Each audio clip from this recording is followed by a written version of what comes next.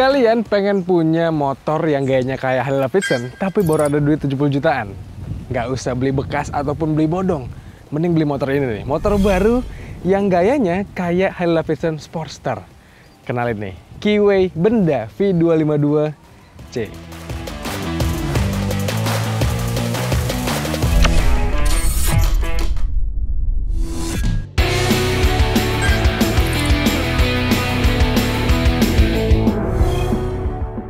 Keyway, saudara satu atap dari Benelli di Indonesia ini, hadir dengan banyak lini motornya. Motor listriknya ada, motor yang bergaya Sportster ada, yang bergaya agak-agak cruiser, tapi agak bobber ada. Dan ini nih, ada motor baru yang gayanya kayak Harley Davidson Sportster. Tapi tenang, harganya pasti nggak semahal Sportster. Karena Keyway menjual Benda V252C ini dengan harga Rp73.800.000 on road DKI Jakarta. Harga yang menarik tentu, tapi kira-kira kalau kita beli segitu dapat apa aja nih?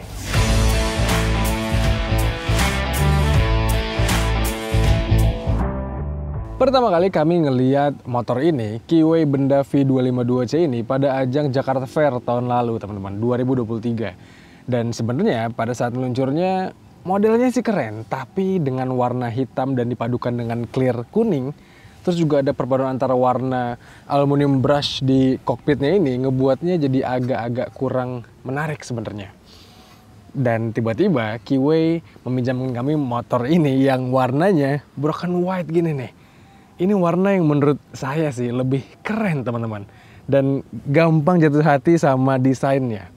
Tapi paling kurang-kurangin kali ya penggunaan clear atau tulisan-tulisan benda nih. Di mana-mana ada. Di sini ada, di blok mesinnya ada, dan sampai di area-area footstep pun juga disematkan nih. Jadi ya menurut saya mungkin agak bisa dikurang-kurangin karena secara umum desainnya udah keren banget.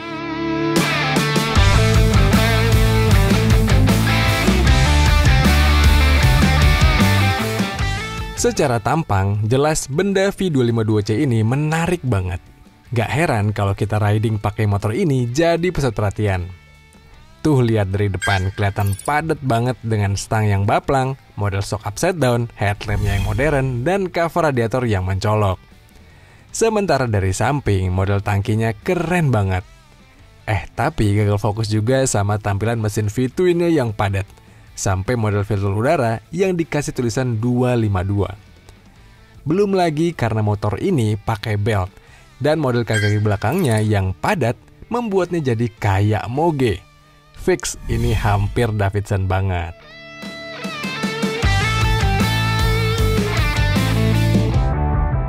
Lalu kalau kita lihat ke area kemudinya, hal yang langsung mencolok adalah pasti speedometernya ini atau instrumen clusternya yang tampil minimalis tapi informatif, teman-teman. Dan di sini ada simbol huruf T nih yang menandakan ada pengatur traksi di motor ini atau traction control. Bisa diatur juga sama tombol di sini nih di dekat stangnya, di stang sebelah kiri. Dan kalau kita bicara soal fitur, selain traction control ada juga ABS, ada juga USB port di sini, dan lampu-lampuannya semua udah LED. Yang depan sih dia pakai proyektor juga. Jadi secara umum fitur dari motor ini lengkap banget. Dan kalau kita bicara soal Keyway, yang harus diapresiasi adalah soal build quality-nya. Sebenarnya udah kelihatan dari kemarin mereka meluncurkan V250 atau juga Scrambler-nya, itu udah kelihatan banget kalau build quality-nya rapih banget. Dan terbukti juga di Benda 252 ini, build quality-nya baik, finishing-nya baik, dan segala partnya rasanya digarap dengan serius.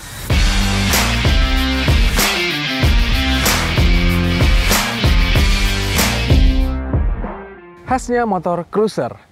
Motor ini hadir dengan tongkrongan yang rendah, teman-teman. Joknya rendah, saya punya tinggi 170 cm, dan ya pastinya ya bisa menampak dengan sempurna di motor ini.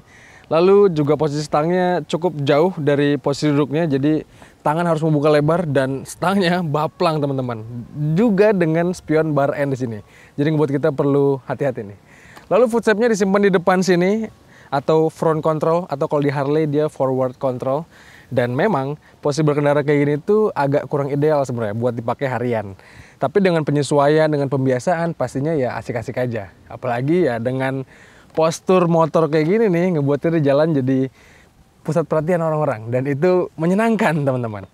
Lalu kalau kita bicara soal motor ini dipakai harian, ya lagi-lagi yang perlu diperhatikan adalah Ini stangnya baplang, jadi kalau mau salip-salip di kemacetan perlu hati-hati banget.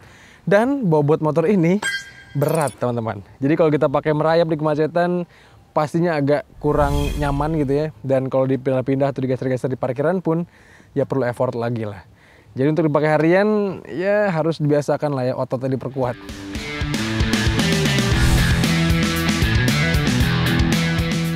Motor kayak gini memang enaknya saat dipakai ketemu jalan yang tidak macet.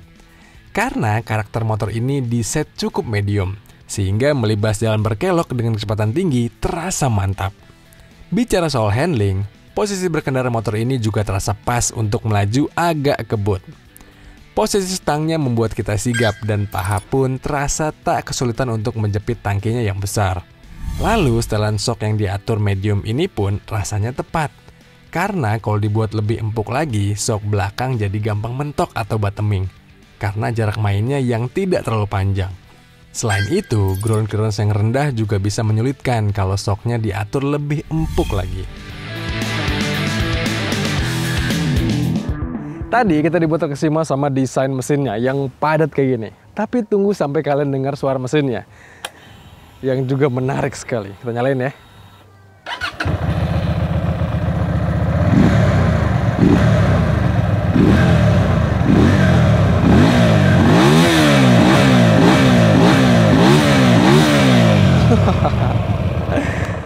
Ya memang sejak lama Kiwi sama Benelli itu menjual suaranya.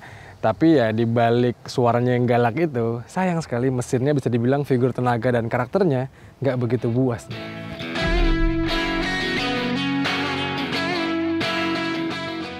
Konfigurasi mesin V-twin 250cc di benda V252C ini memang unik. Suaranya sangar, tampilannya padat. Tapi secara kapasitas dan figur tenaganya sih, mesin ini bisa dibilang gak terlalu istimewa. Kiwi mengklaim mesin 249cc-nya ini bisa mengeluarkan tenaga 25,5 horsepower dan torsi 25 Nm. Tenaga ini tersalur ke rodanya dengan belt. Hal itu tuh yang membuat karakter penyaluran tenaganya cukup smooth dan minim gesekan. Nah, ketika ditanya motor ini irit apa enggak, untuk penggunaan harian jawabannya ternyata ya lumayan lah.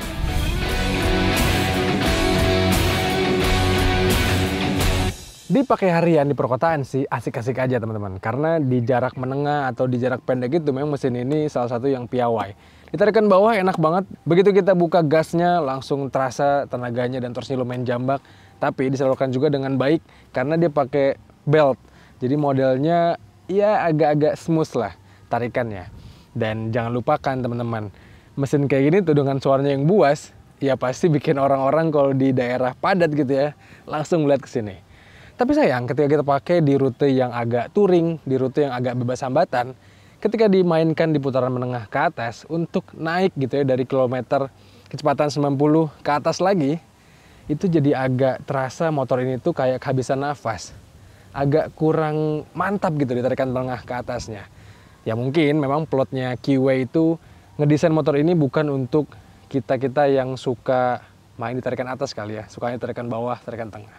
Dan satu hal lagi yang menurut kami perlu jadi catatan adalah dari panas mesinnya. Motor ini punya header yang dekat sekali dengan jok teman-teman. Dan itu ngebuat kita jadi agak perlu hati-hati. Karena distribusi panas mesinnya jadi agak dekat ke area paha. Dan ketika kami tes, dipakai di rute yang macet, di siang hari, ya memang agak mengganggu sih. Jadi ya kita harus pintar-pintar milih jalan, milih rute, ataupun kapan harus berangkat.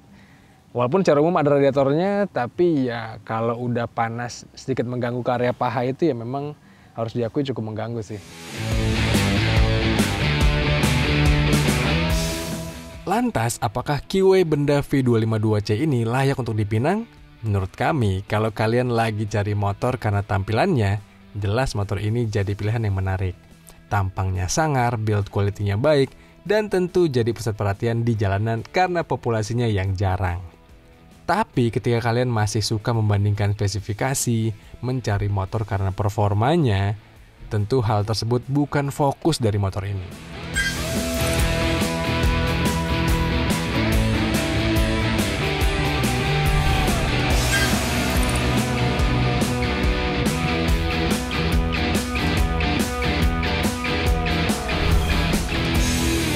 Nah, itu dia tadi ulasan kami soal Kiway Benda V252C. Bukan hanya namanya yang unik, tapi juga desainnya menarik sekali.